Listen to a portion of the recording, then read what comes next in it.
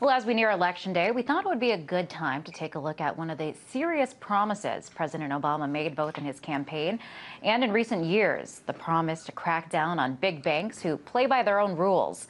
And there's something very interesting that just came out, a report in the New York Times that shows lawyers who represent corporate whistleblowers have been big winners under President Obama and are doing everything in their power to keep him in the White House. RT's Christine Frizzau breaks it all down. Corporate greed on Wall Street. It's an issue that's been center stage ever since the financial meltdown of 2008. Now, voices on both the right and the left have tried to find ways to deal with the fallout. The bottom line here is that there have been some measures taken to try to deal with corporate fraud and abuse. One strategy has been to try to lure insiders or whistleblowers to come forward and report what they've seen, and even if they've been part of that illegal activity, to reward them. Now, much of this goes back to Dodd-Frank, a piece of legislation which addresses a number of issues. One of them gives incentives to whistleblowers to report those policies which inevitably do harm to customers and taxpayers alike, even if they do rake in a whole lot of money for those at the top. So as you can imagine, most of Wall Street is not in favor of this. Here's what Governor Romney thinks about these stricter penalties and about Dodd-Frank overall.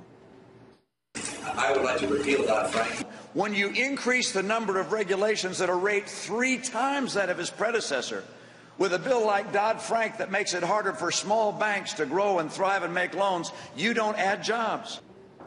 President Obama, on the other hand, wants to stay the course, cracking down on fraud and holding those big banks accountable.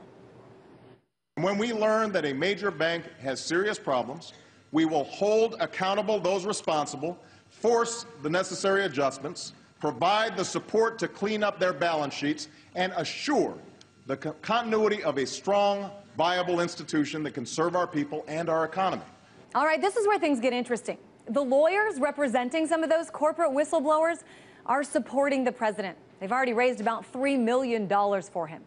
According to this New York Times report, since President Obama has been in office, the government has paid out about $1.6 million to corporate whistleblowers.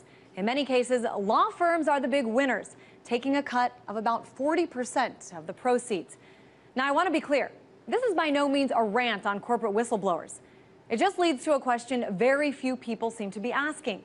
What about the other whistleblowers, the ones the government has taken issue with?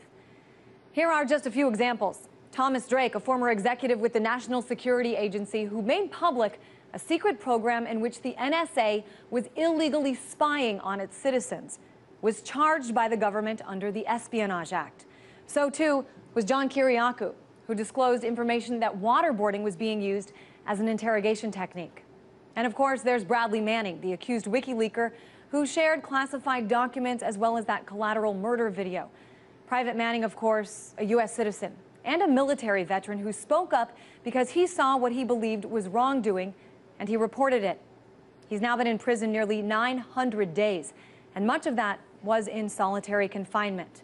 It's all well and good that a small group of lawyers are making a killing on those who report wrongdoing on Wall Street.